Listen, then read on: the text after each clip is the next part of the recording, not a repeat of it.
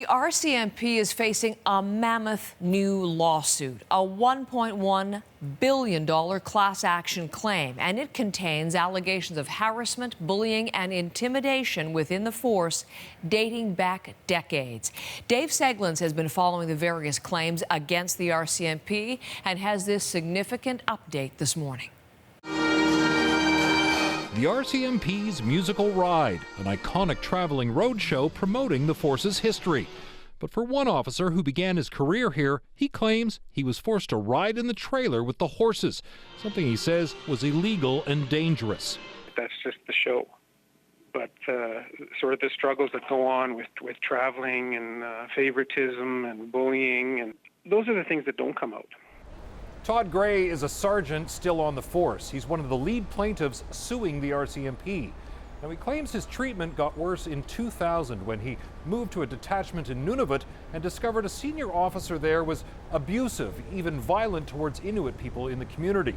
He claims that when he reported it, he faced retaliation, harassment that sent him into a spiral. It sort of accumulates. Now I had to seek psychological counseling. Depression. I stand humbly before you today and solemnly offer our sincere apology.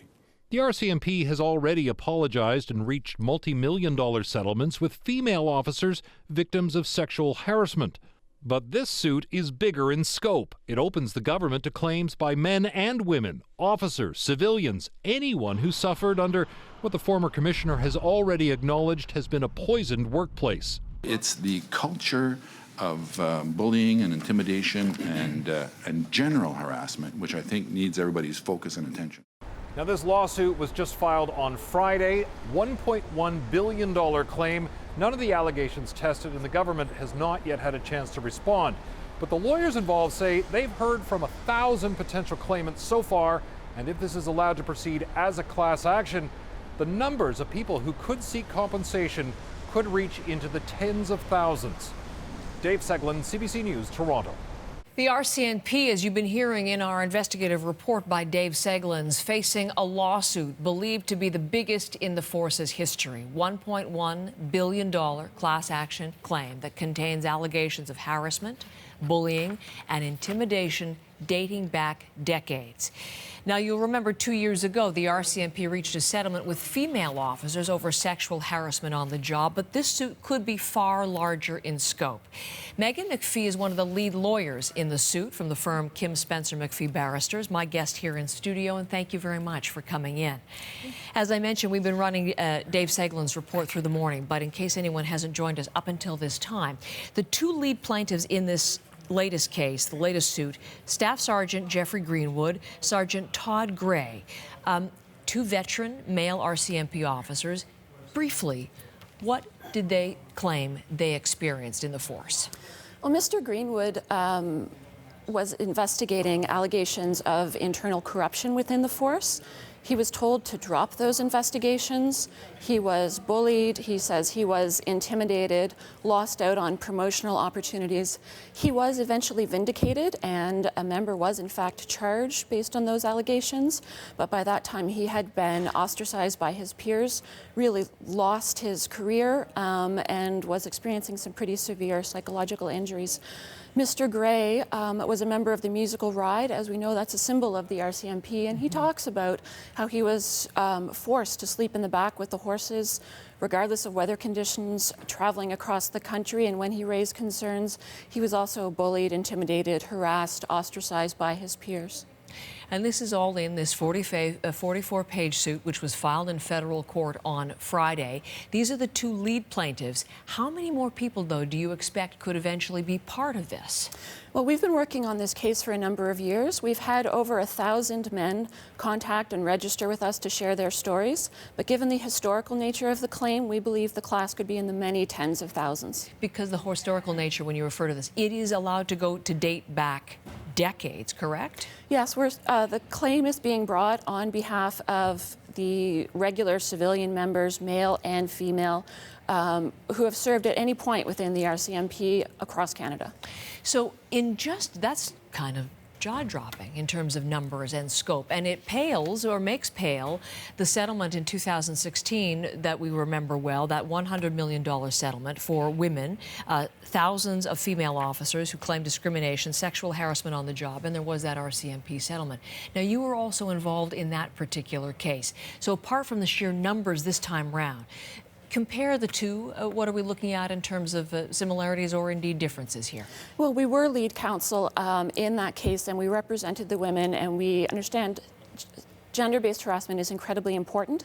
But in talking to the women, and frankly in talking to the men throughout that process, what we heard over and over was, what about me? We heard that the RCMP had a culture of bullying, intimidating, and general harassment. It went beyond being gender-based, and in fact, former Commissioner Paulson recognized that when he spoke with the Standing Committee in 2016, that the RCMP has a culture of general harassment. So the women who were covered in the 2016 settlement, will they also potentially participate in this suit, or are they excluded?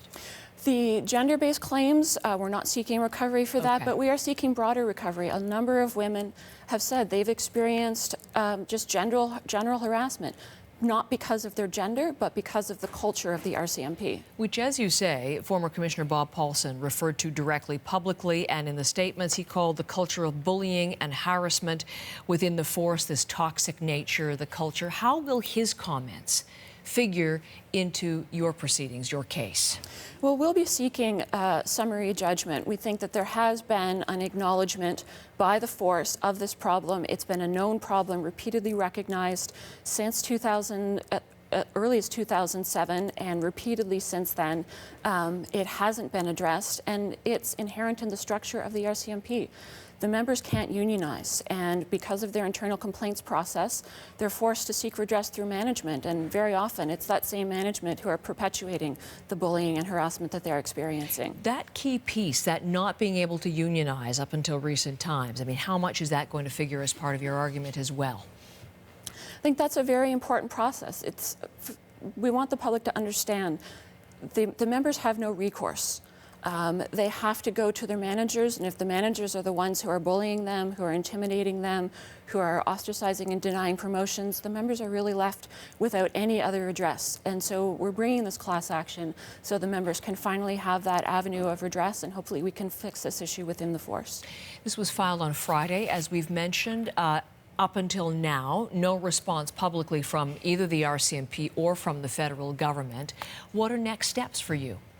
So next steps will be moving forward, seeking filing materials and seeking summary judgment, proceeding in the federal court, and seeking to advance this claim on behalf of all of the members across Canada. It is a national case. And it needs to be certified as a class. We can do certification and summary judgment at the same time, so we'll be moving forward with the class on behalf of everybody. Okay, we'll be speaking again. Megan, thank you so much for coming in. Megan McPhee, one of the lead lawyers on a story that we're undoubtedly going to be watching closely. We also, our reporters have reached out both to the Minister of Public Safety, the federal government, and to the RCMP. No response to that request for interview comment to this point.